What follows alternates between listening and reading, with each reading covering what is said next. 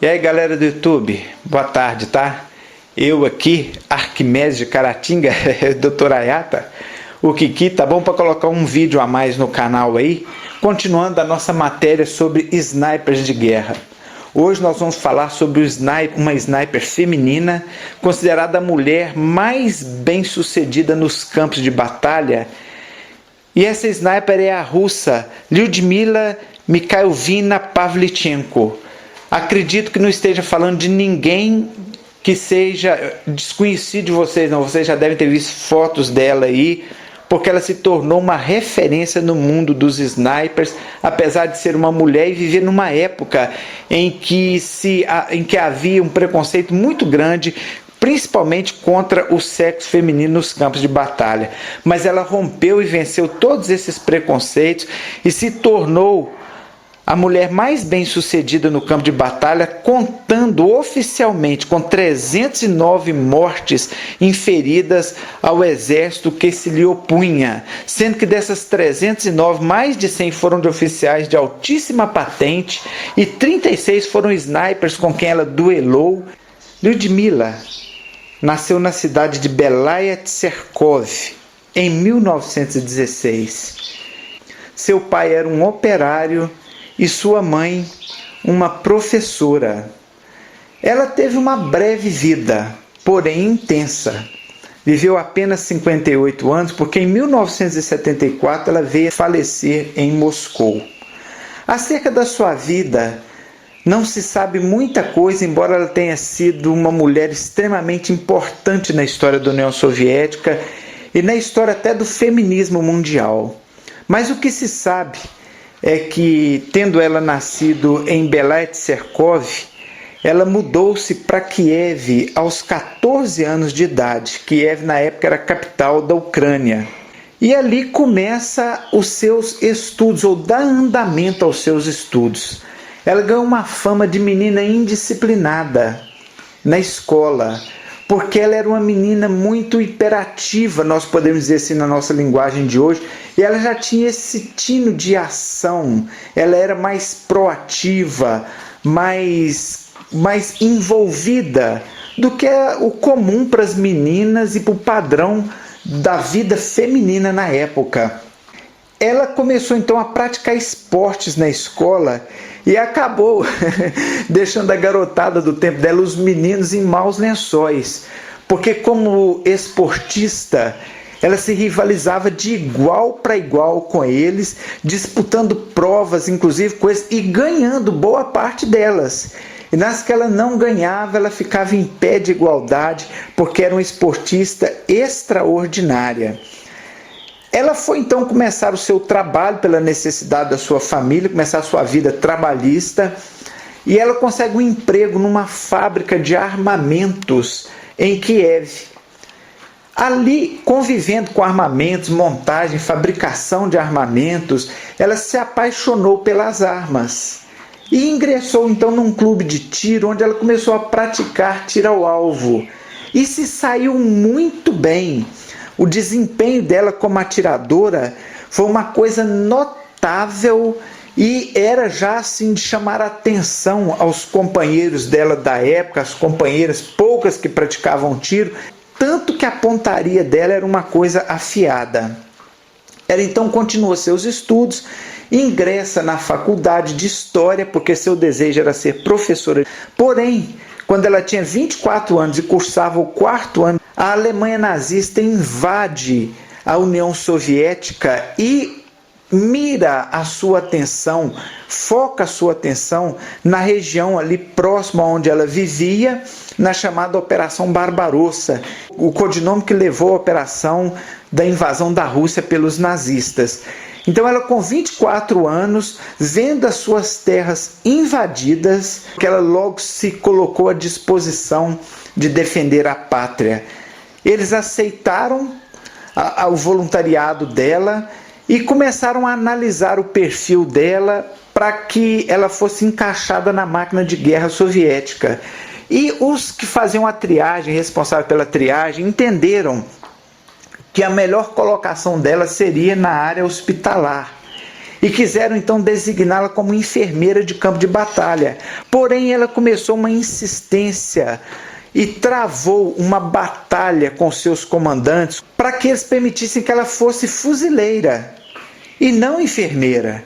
E essa batalha durou por um tempo, inclusive eles tentaram dissuadi-la, mostrando para ela uma coisa muito atroz, na qual eu não quero entrar aqui nos meandros, nos detalhes. Mostraram para ela qual era o fim de um sniper capturado em tempo de guerra, se ele fosse capturado vivo, principalmente se fosse um sniper feminino.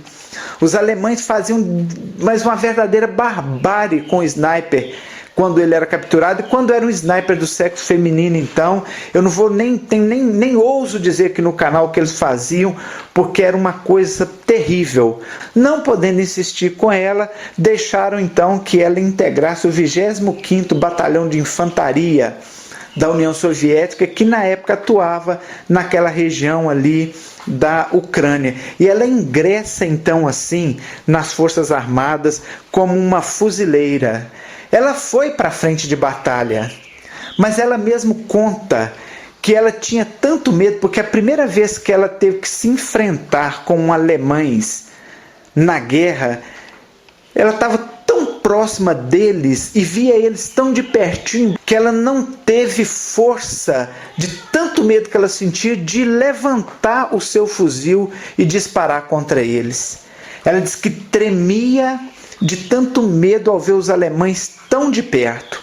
E ela ficou ali hesitando no seu medo em fazer o seu primeiro disparo, e nesse momento de hesitação que duraram alguns minutos, ela viu quando um soldado alemão vê um jovem russo, e ela vê o soldado dar um tiro fatal na cabeça desse garoto, e quando ela viu, tudo aquilo que então era medo se brutalizou, no bom sentido da palavra brutalizar, e se tornou coragem.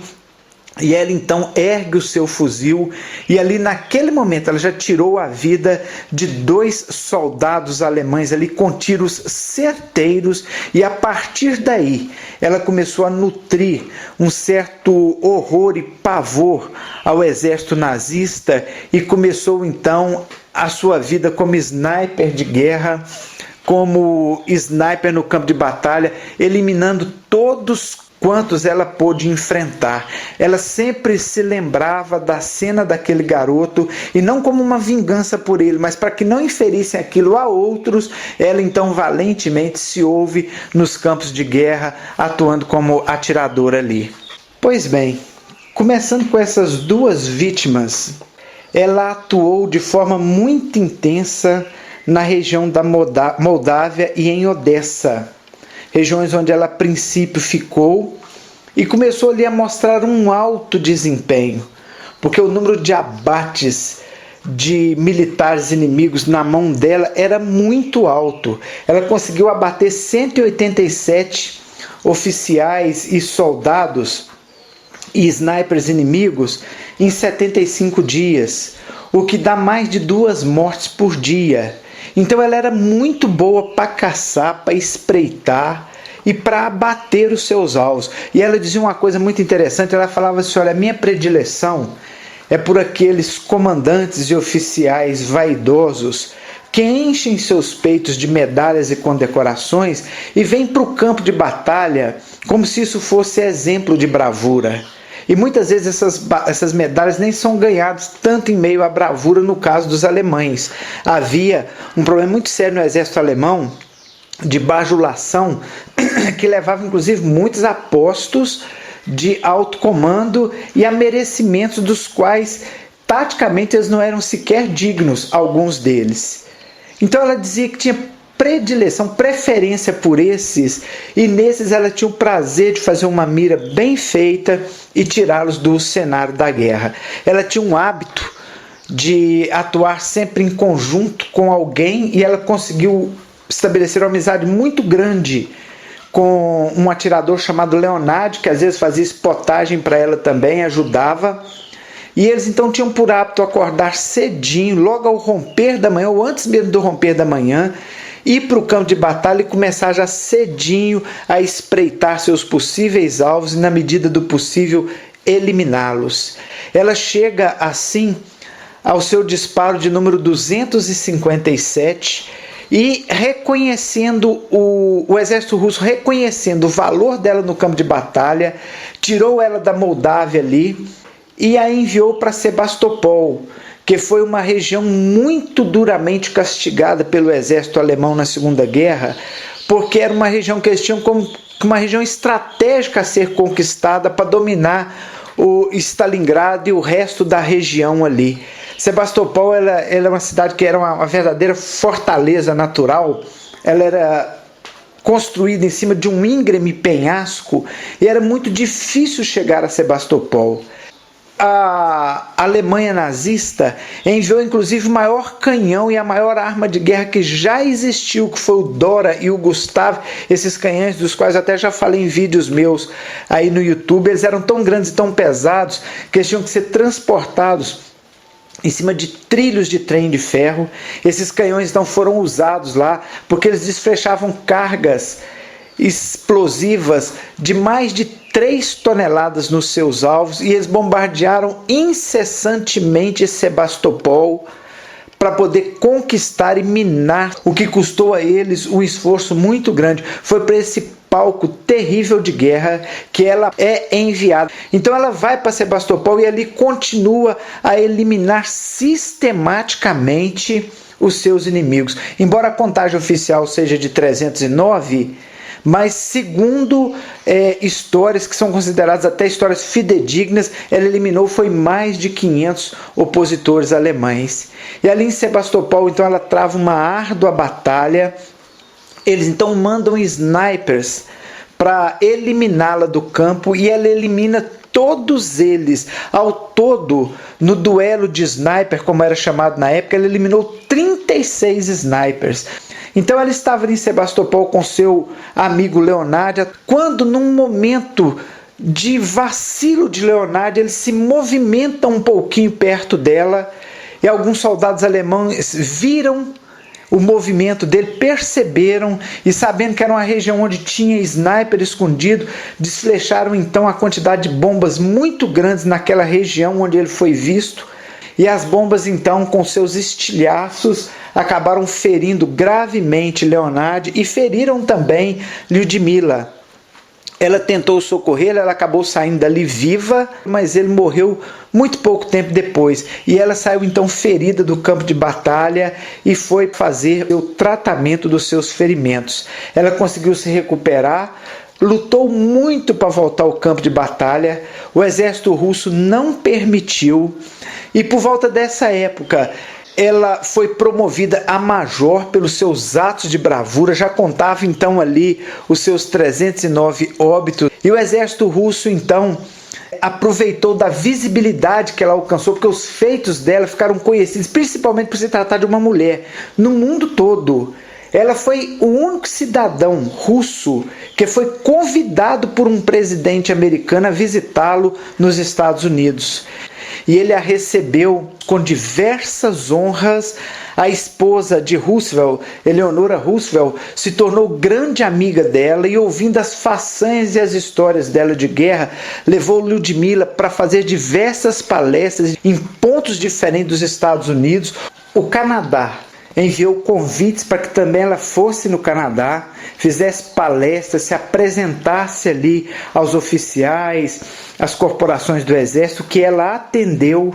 E ela então percorre Canadá e Estados Unidos durante diversos dias, fazendo discursos, contando tantas atrocidades quanto os feitos de guerra, porque isso era uma coisa que eles reivindicavam, eles queriam saber das façanhas dela na guerra.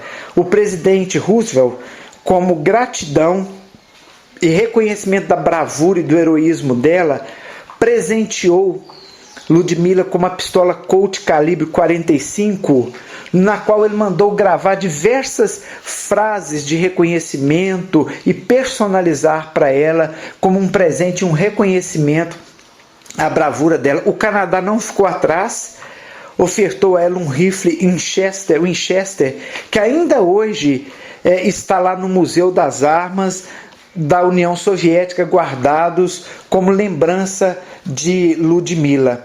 Ela então volta ali dos Estados Unidos e do Canadá, retorna à Rússia, Porém, não é permitido que ela voltasse aos campos de batalha. Ela tinha os seus feitos, ela argumentou, ela queria, mas eles não permitiram. Eles acharam que ela era mais útil treinando snipers para atuar no campo de batalha do que lá em si, porque o valor e a técnica dela era uma coisa extremamente acurada. Ela obedece, começa a treinar snipers, não só na arte da pontaria, mas na arte da liderança, porque durante a guerra ela tinha quem comandava ela, e num determinado momento ela perdeu um comandante em campo de batalha, e ela assumiu o comando do grupo todo que estava ali, e os comandou inclusive numa escaramuça de vitória. Então ela passa essas técnicas para aqueles que estavam ali com ela. Ela gostava de contar que o momento mais tenso da vida dela foi num duelo com um franco-atirador que durou 3 dias. Nesses 3 dias, ela fez um jogo de gato e rato com ele, sendo que ela consegue eliminá-lo somente no 3º dia. E ela conseguiu isso depois de passar 20 horas aproximadamente imóvel para não denunciar sua presença. Ela teve mais resistência do que o seu oponente, porque quando estava mais ou menos em 20 horas, um sabia mais ou menos onde o outro estava. Depois de 20 horas de espera, o corpo do sniper alemão doeu e ele fez um movimento pequeno para aliviar o corpo de tanto tempo estar na mesma posição. Na hora que ele fez esse movimento, ela o viu e o eliminou. Ela disse que foi o momento mais tenso da vida dela, por causa da situação na qual ela se viu, de não poder sequer mexer para coçar um fio de cabelo ou para atender a qualquer necessidade que o seu corpo tivesse. Acaba a guerra com ela promovida a major. Ela então vai atuar, concluiu seu curso de História. Ela fez a sua pós-graduação, começou a atuar como historiadora e como conselheira ou parte do conselho da marinha da sua cidade. Assim, ela viveu ali até que em 1974, como nós já falamos, aos 58 anos, ela veio a falecer, sem não antes receber alguns prêmios e algumas medalhas de mérito, entre elas a Estrela de Ouro de Heróis da União Soviética e também a Medalha de Lenin. A Ucrânia, reconhecendo nela a sua cidadã mais ilustre, lançou um navio e batizou com o nome de Ludmila. Galera, tá aí mais uma história de sniper. E à medida que o tempo der, eu vou fazendo dos demais. Espero que vocês apreciem, gostem. E gostou, dá um joinha no canal e aguarde que mais pra frente vem mais alguma coisa, ok? É o Kiki aqui de Caratinga, Dr. Ayata, desejando um abraço à galera do canal aí. Tchau, tchau.